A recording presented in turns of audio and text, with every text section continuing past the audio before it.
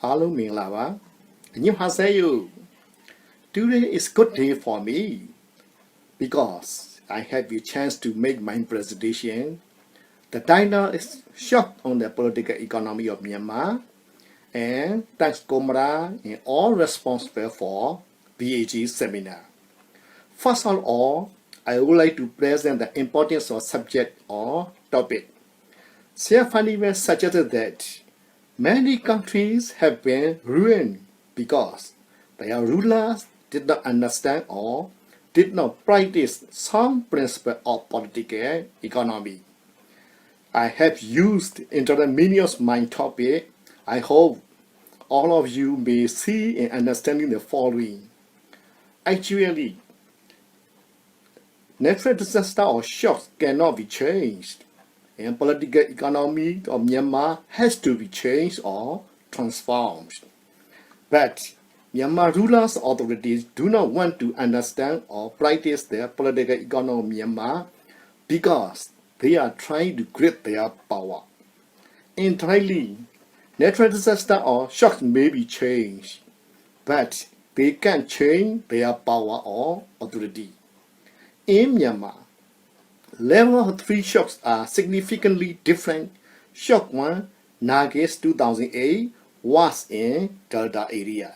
Shock 2, flood and landslide 2015 affected the whole country, and shock 3, COVID-19 2020 struck the world level that has not just finished. As a result, impact of these shocks will be significantly different.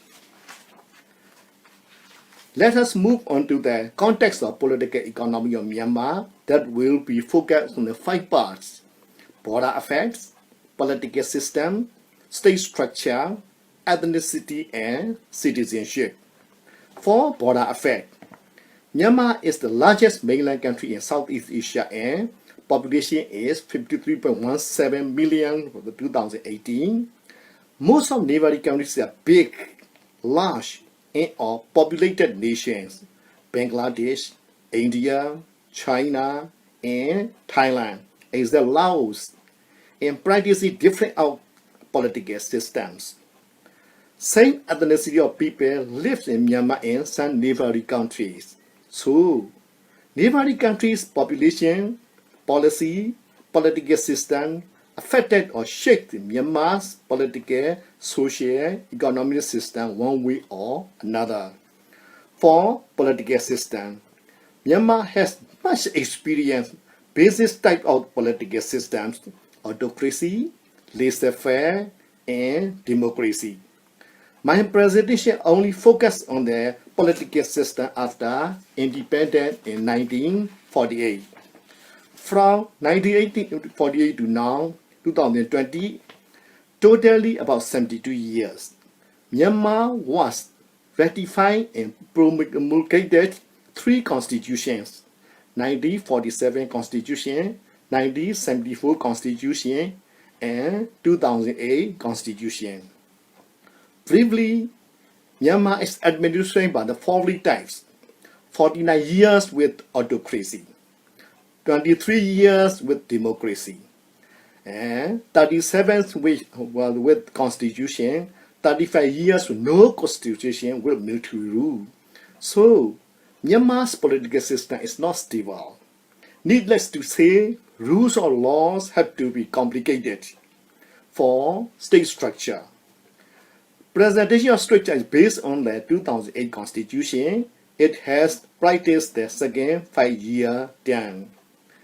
Is Myanmar's state structure the unitary state or federal state?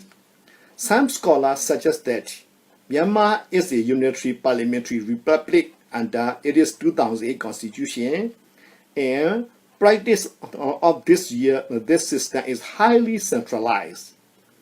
Actually, Myanmar is combined of mixed unitary state and federal state because state structure is the union constituted by 7 regions, 7 states in the union territories. Besides, 1 sub-administrative division and 5 administrative zones are delineated. This type of unclear state structure created big internal issues in the nation. For ethnicity. Now, nation state only based on the ethnicity, nationality, as I can say it, that is not clearly based on the citizenship. Nation's name is based on the largest population of the one ethnic group or nationality, Myanmar or Burma.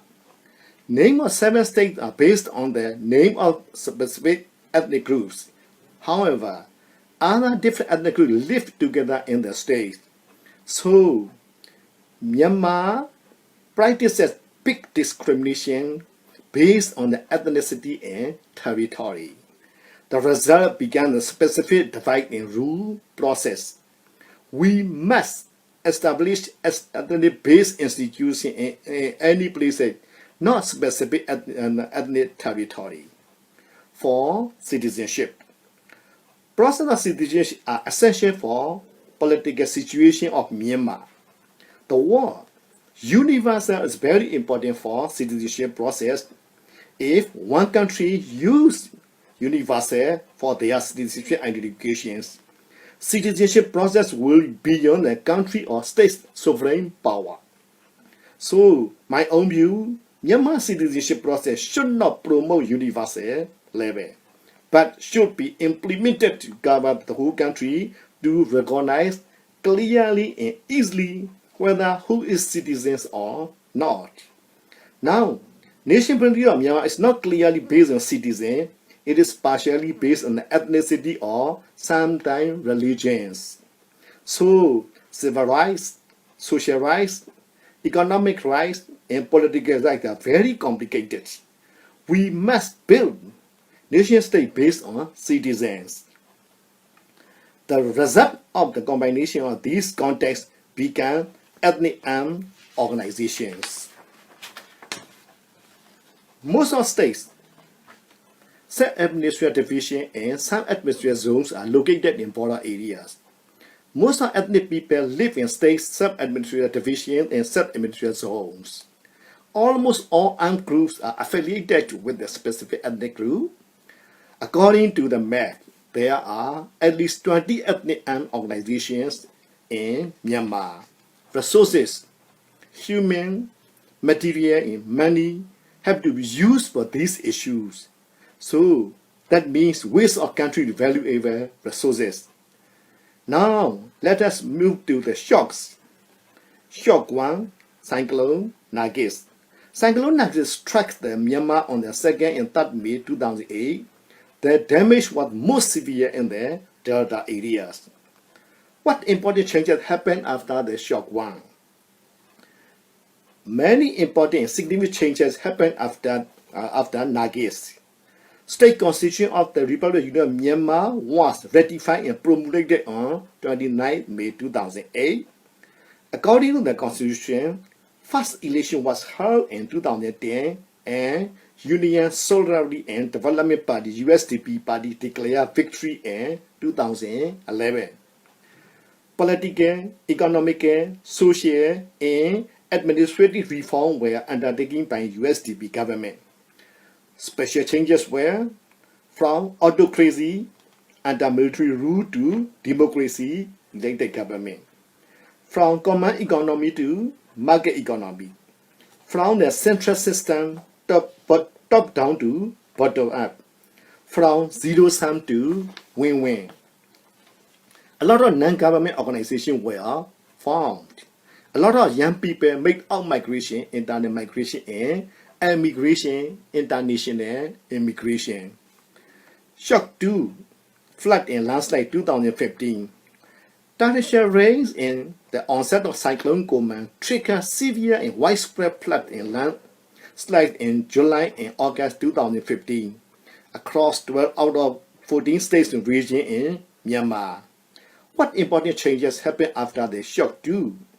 National League for Democracy won landslide victory and NLD party took power. Shock 3.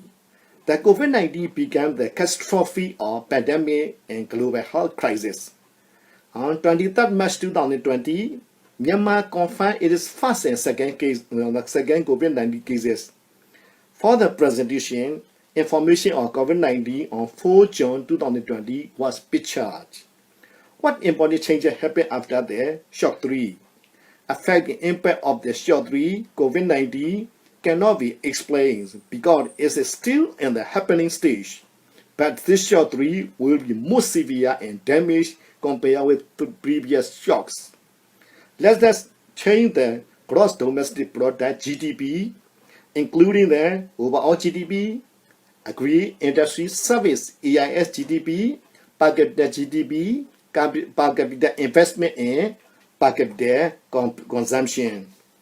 According to the official sources, annual growth rate of GDP has declined after the shocks, especially the annual growth rate of agriculture GDP has significantly declined after the shocks. Per capita consumption GDP had also significantly declined after the shocks.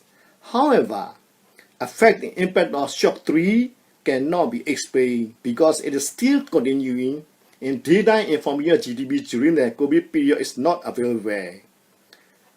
Now, we move to the desire of Myanmar peoples and country. What Myanmar people wants.